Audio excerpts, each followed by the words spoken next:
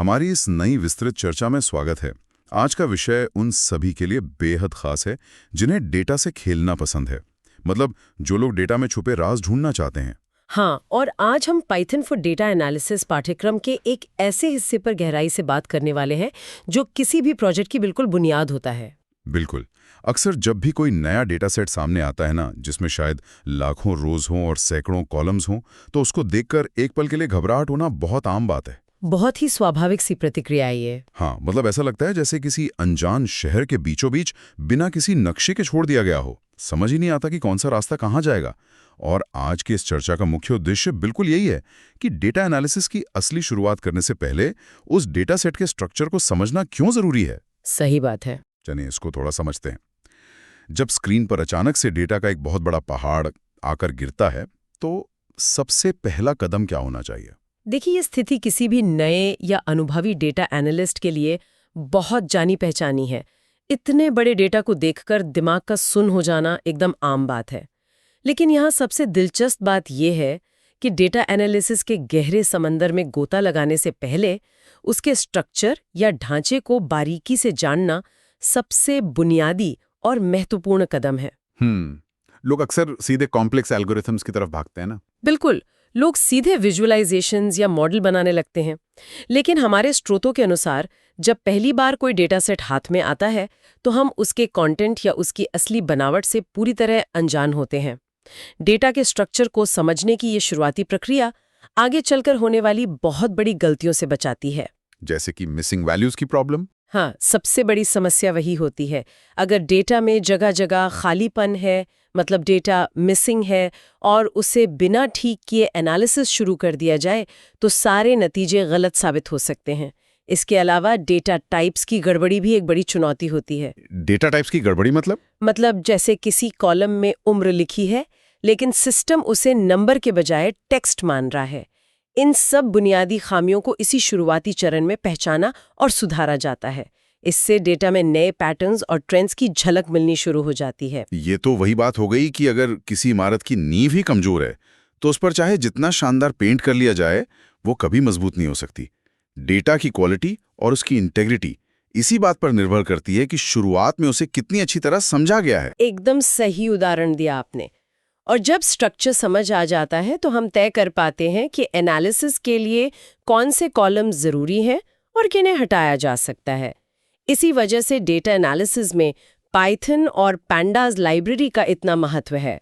Pandas में तो इसके लिए बहुत बढ़िया टूल्स हैं। हाँ, पैंडाज हमें कुछ ऐसे बेहतरीन फंक्शंस देता है जो इस काम को बेहद आसान बना देते हैं। सबसे पहले और शायद सबसे ज्यादा इस्तेमाल होने वाले टूल से शुरुआत करते हैं, हेड फंक्शन। हाँ, हेड फंक्शन।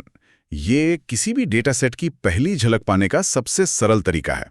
इसे ऐसे देखा जा सकता है जैसे किसी लंबी किताब को पढ़ने से पहले उसके शुरुआती कुछ पन्ने पलट कर देखना। बिल्कुल। इससे तुरंत अंदाजा लग जाता है कि कॉलम के नाम क्या हैं, डेटा किस फॉर्मेट में है और हर कॉलम के अंदर किस तरह की जानकारी दर्ज है। और डिफ़ॉल्ट रूप से ये हेड फंक्शन शुरुआती 5 रोज दिखाता है, पर हम इसे अपने हिसाब से बदल भी सकते हैं। सही कहा। इसको एक बहुत ही व्यावहारिक उदाहरण से समझते हैं जो हमारे स्रोत में भी पूरी डिटेल में दिया गया है। मान लीजिए पांडाज लाइब्रेरी का उपयोग करके एक नए डेटा सेट पर काम चल रहा है। इस डेटा में 3 कॉलम हैं, नेम, एज और सिटी। नामों की बात करें तो हमारे पास हैं एलिस, बॉब, चार्ली, डेविड और ईवा। अब इनकी एज है 24, 30, 22, 35 और 29, और ये अलग अलग शहरों से हैं, जैसे New York, Los Angeles, Chicago, Houston और फिनिक्स। ठीक है। अब अगर ये डेटा डीएफ नाम के एक डेटा फ्रेम में स्टोर है और हम कोड में df.head3 रन करते हैं तो पता है क्या होगा?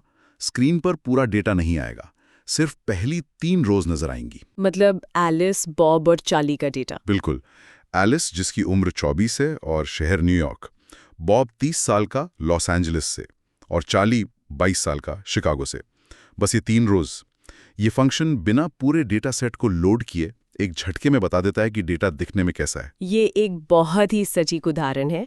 हेड फंक्शन ये पक्का करने के लिए बेहतरीन है कि डेटा सही तरीके से इंपोर्ट हुआ है या नहीं। लेकिन देखिए, कई बार सिर्फ शुरुआत देखना काफी नहीं होता। एक डेटा एनालिस्ट को कहानी का अंत भी पता होना चाहिए, और यहीं पर हमारा दूसरा फंक्शन काम आता है, टेल फंक्शन। टेल फंक्शन मतलब डेटा सेट की पूंछ। हाँ, जिस तरह हेड शुरुआत दिखाता है उसी तरह टेल डेटा सेट के बिल्कुल आखिरी हिस्से की रोज दिखाता है। पर यहाँ एक सवाल जरूर उठता है कि किसी को डेटा के अंत में देखने की जरूरत ही क्यों पड़ेगी? आमतौर पर शुरुआत के कुछ कॉलम्स और रोज देखकर ही पूरा स्ट्रक्चर तो समझ आ जाना चाहिए ना। डेटा का ऊपर का हिस्सा और नीचे का हिस्सा दिखने में तो एक जैसा ही होना चाहिए। अगर हम इसे बड़ी तस्वीर से जोड़कर देखें तो ये धारणा कई बार खतरनाक साबित हो सकती है। असल दुनिया के डेटा में कई बार डेटा सेट के अंत में ही असली कमियां छिपी होती हैं। वो कैसे? इसे टाइम सीरीज डेटा के नजरिए से सोचिए। ऐसा डेटा जो समय के साथ लगातार दर्ज किया जाता है, जैसे शेयर बाजार के भाव या किसी वेबसाइट का ट्रैफिक।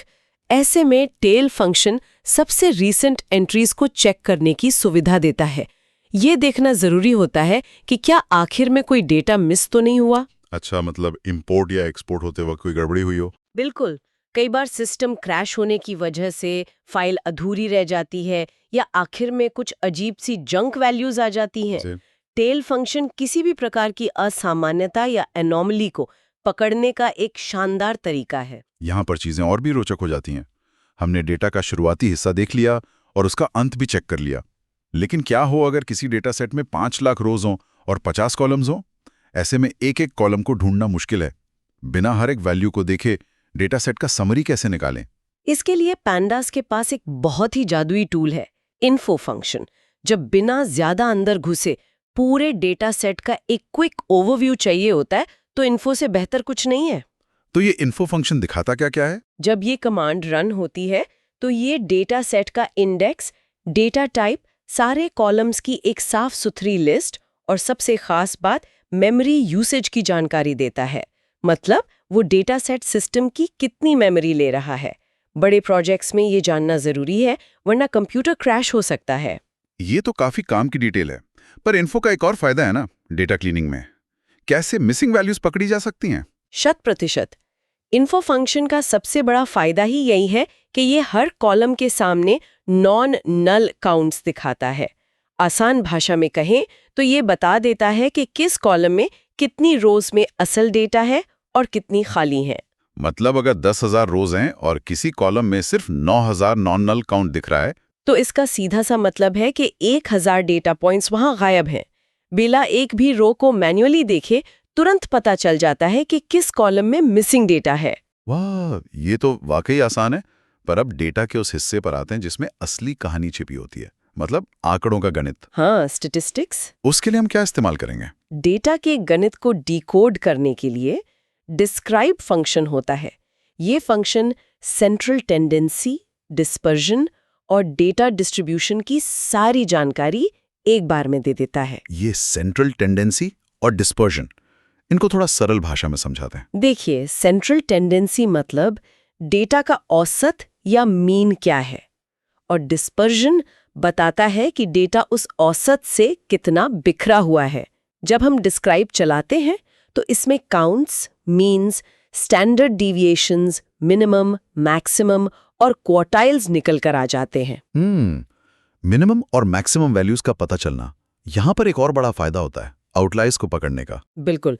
आउटलायर्स मतलब वो डेटा जो आम रेंज से बिल्कुल बाहर होते हैं। मिनिमम और मैक्सिमम वैल्यूज को देखकर इनका आसानी से पता लगाया जा सकता है। अगर किसी डेटा में उम्र की मैक्सिमम वैल्यू 250 साल दिख रही है तो तुरंत समझ आ जाएगा कि कुछ गड़बड़ है। स्रोत में एक और जानकारी दी गई है। डिफॉल्ट रूप से तो यह डिस्क्राइब फंक्शन सिर्फ अंकों वाले यानी न्यूमेरिक कॉलम्स को ही दिखाता है। हाँ। पर अगर हमें नॉन न्यूमेरिक डेटा जैसे शहर के नाम या कैटेगरीज का समरी चाहिए हो तो उसके लिए एक छोटा सा पैरामीटर यूज होता है, इंक्लूड इक्वल टू ऑल। जब df.describe में इंक्लूड ऑल लगाते हैं तो ये टेक्स्ट वाले कॉलम्स का भी समरी निकाल देता है, जैसे कि यूनिक वैल्यूज कितनी है या सबसे ज्यादा बार कौन सी वैल्यू आई है, यानी मोस्ट फ्रीक्वेंट वैल्यू कौन सी है। बहुत खूब। तो हमने हेड, टेल, इन्फो और डिस्क्राइब समझ लिए, पर प्रैक्टिकल लाइफ में एक डेटा एनालिस्ट इन सब का एक साथ उपयोग कैसे करता है?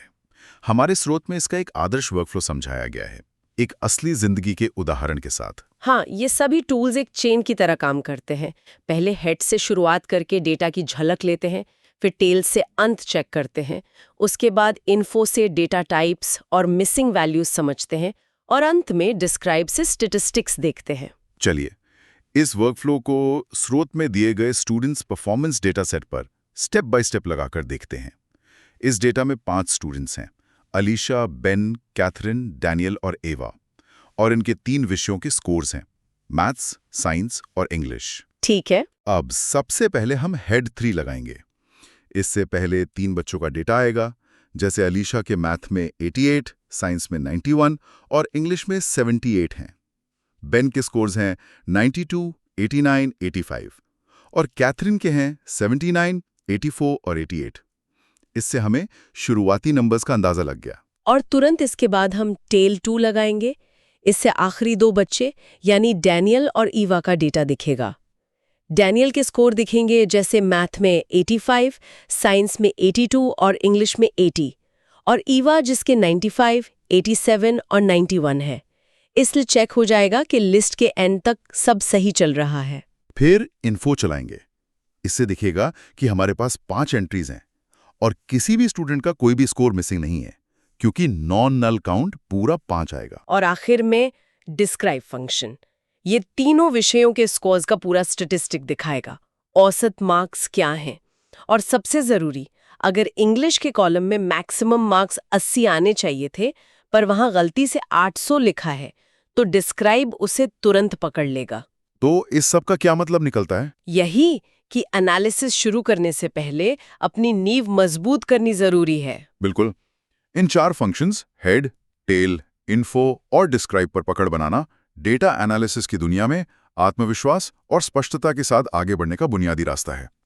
ये एक मजबूत नींव बनाते हैं जिससे एनालिसिस में आगे गलती ना हो। एकदम सही। इसके बिना डेटा एनालिसिस आगे नहीं बढ़ सकता। इन शानदार टूल्स का उपयोग करके जब हम मिसिंग डेटा या आउटलायर्स यानी असामान्य आंकड़ों को ढूंढ तो लेते हैं, पर जाने से पहले एक सवाल जो सुनने वालों को जरूर सोचना चाहिए। कौन सा सवाल? जब हमें ये अजीब डेटा मिल जाता है तो उन आंकड़ों के साथ आगे क्या करना चाहिए? क्या उन्हें डेटा सेट से मिटा देना यानी डिलीट करना डेटा सेट की सच्चाई और विश्वसनीयता को खत्म कर देगा? एक डेटा साइंटिस्ट आखिर ये तय कैसे करता है कि कब किसी डेटा को निकालना है और कब अपनाना है? ये एक बहुत ही गहरा सवाल है जिसका जवाब हर प्रोजेक्ट के साथ बदल सकता है। बिल्कुल। इस सवाल के साथ हम आज की चर्चा को यहीं विराम देते हैं। डेटा की दुनिया के सफर में हमारे साथ जुड़े रहने के लिए धन्यवाद।